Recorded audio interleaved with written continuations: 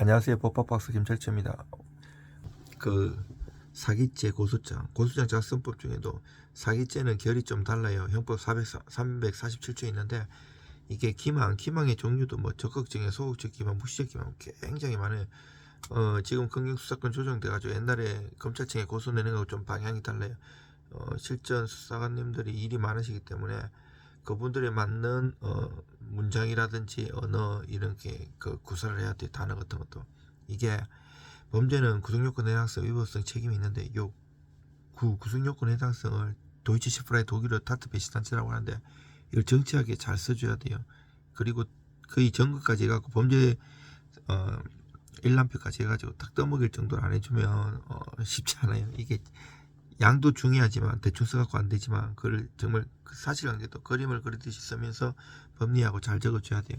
요즘은 무혐의로 나오는 경우도 많기 때문에 잘 써야 돼요. 그리고 제가 맨날 걸어다니면서 했잖아요. 바쁘니까 길거리에 촬영하고 뭐 편집도 안 하고 혼자 막 이렇게. 저는 지금도 핸드폰으로 혼자 들고 찍는 건데 그만큼 일 잘하고 뭐 이렇게 거품 없이 합니다. 비용 같은 거 제가 간단히 적었는데 보시면서 해드릴게요. 이 보면 사기죄 고소장 이 한 장의 수사를 움직입니다. 처음부터 끝까지 실전 작성법.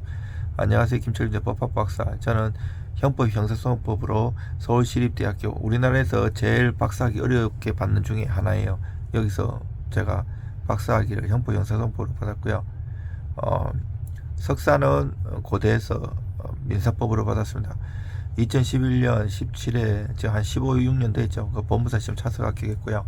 실무에서 가장 자주 맞아하는 질문이 사기죄를 고소하려면 고소장에 뭘 어떻게 써야 합니까?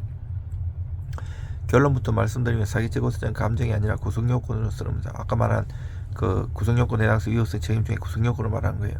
수사기관이 보는 핵심은 단 하나, 기망, 속임수, 착오, 믿은 거, 처분행위, 돈을 줍는 거, 그 재산사 손해 생기는데 처분을 해서 재산사 손해 사이에는 구체적으로 연결돼야 돼. 이거 유식한 말로 인과관계라고 하는데 여기는 원인설, 뭐 조건설, 뭐 상당인과관계설, 조건 그 학설도 많고 판례도 많이 갈려요. 그리고 고소장 전체 구조는 이 순서로 하면 되는데 형식에 일반적인 털만 있는 거지 약간씩 수정해도 되고. 저는 의뢰 들어오면 이건 일반 노멸적인 얘기만 하지만 사건마다 조금씩 방향이 달라요. 그리고 고소는 인적사항, 피고소 인적사항, 고소 취지, 범죄 사실, 고소의 입증자는 피고소 인적사항 몰라도 불상으로 해가지고 할 수 있어요. 이거는 또 이제 피고소인의 주소지 그 경찰서를 관할하는데 이거에 따라서 또 관할이 많이 벌어지고 또 내가 사는 곳이 서울인데 피고소인 그 속고 사기친 연놈들이 제주도 살 수 있잖아요. 예를 들면 가면 내가 제주도 가서 고소를 하기 어렵잖아요.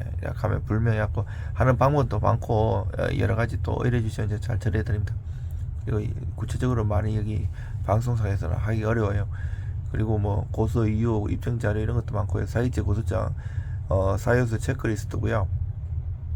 기망행위 이제 상대방이 무엇을 거짓으로 말했나, 허위사실, 중요한 사실, 그 사건마다 결이 다 달라요. 공격 포인트가 많거든요. 그리고 차고 그래서 나는 무엇을 맡기느냐 이런 것도 증거 있다고 대안에 캡처한 옥치 뭐 카카오톡 다 쓰는 게 아니고요. 그때 제출하는 게 있어요. 처음에 너무 다 버리면 상대도 열람해가지고 고소장을 피할 방법을 주기 때문에 나중에 보충 서면을 낸다든지 물론 여러 가지가 있어요.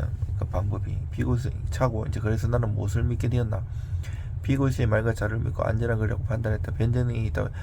만약에 사기 종류도 수십 가지, 수백 가지 넘는데 단순한 대여금 사기라면 변제 자료가 변제 능력이 없으면 입증해야 하는데 그런 거에 따라도 민사로 가라고 하는 경우도 많기 때문에 그거를 어떻게 법리를 해갖고 잘 하는 방법이 있어요. 그리고 처분행위, 그 믿음을 실제로 무엇을 했나, 돈을 줬나, 선고 밀시, 금액, 계좌, 수취인, 현금 전달 및 장소, 동석자 확인 수단, 분할 성명 표로 정리하고 가장 강력하고요.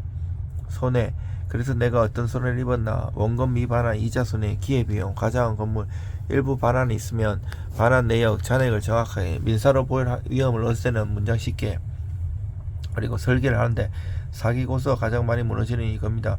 수사기관이 읽고 이거 민사채권 채무 아닌가라고 느끼면 사건이 흔들립니다. 그래서 고소장에는 다음 장을 구체적 사실로 넣어야 합니다. 처음부터 변제의 의사, 변제 능력이 없었다는 정황, 직업 소득이 없는 상태에서 고액 차용, 이미 다수 채무, 압류, 연체가 있었음, 돈 받은 직후 잠적 차단, 연락 회피, 변제 약속을 반복적으로 미루며 구체적 계획이 없음, 돈의 사용처가 처음 말한 것과 다르다는 정황, 사업 자금이라더니 개인 빚 변제, 도박, 다른 투자 돌려막기 이런 거 용도 사기라고 하는데 유식한 말로 이런 판례도 있습니다. 바로 형사 고소해 가지고 달력걸 수 있고요. 동일 수법, 반복적 정황, 다른 피해자 진술, 같은 말, 같은 자료, 같은 방식의 모집 이런 정황이 들어가면 단순 미변제가 아니라 기망이 설계되기 시작합니다. 범죄사실 작성법은 범죄사는 감정이 아니라 연표, 타임라인이 있어야 아래 틀을 그대로 써줘도 되는데 사실 여러가지 변형을 해야 돼요. 접촉 경위, 고소인은 몇 년 몇 며칠 6하원칙으로 써야 돼요.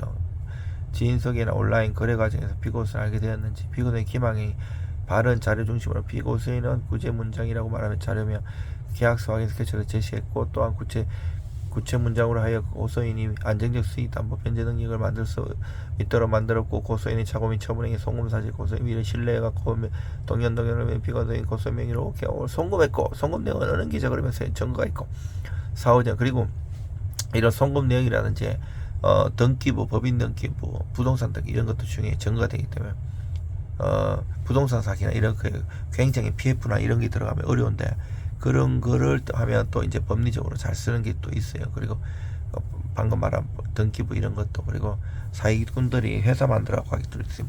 또 법인 등기, 부동산 이런 거를 잘 대밀해야 돼요. 피고소인 약정기일에 몇 가지 변제하지 않았고 이후에 다시 거짓말, 핑계 문장을 반복하여 연락을 피했고, 고소인이 확인된 바 피고소인이 말한 투자자 뭐 이런 거 다 존재하지 않고 뻥이었다. 손에 현재까지 말하지 못한 거면 원금 이것도 범죄 사실표로 해가지고 쭉 길게 몇 년 몇을 정리해 줘야 돼요.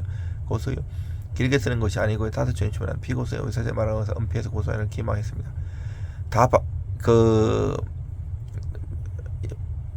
이 법리적으로 딱 정확하게 잘 해줘야 되고요. 전체적인 고소장도 또 내용도 길게 써야 되지만 심파적으로 쓰면 안 돼요. 목록화가 싫고 증거도 정말 일목요연하게 하고 증거 설명서까지 쫙 해줘야 돼요. 먹여드려야 돼요. 바쁘신데요, 수사관님. 절대 피해야 할 네 가지는요, 감정적 비나 악질, 피하름치, 인간 만족하는 표현, 오히려 신뢰를 깎고, 핵심 날짜, 금액, 수단 숫자에서 시작하는 날, 계좌는 필수고, 추정 소문을 살전 아마도 들었다 몸 같은 취소하고, 확인된 사실 위주로 사기와 단순 채무로 구분 못하고 못 갚음이 아니라 처음부터 속일 의도, 처음부터 빌리 갈 당시에 변제 자료가 변제 능력이 없는 걸 해야 되는 거예요. 대금 사실 물론 투자 사기 이런 판례도 조용한 게 많아요. 그리고 용도 사기, 비자 사기, 취업 사기 엄청나게 많습니다.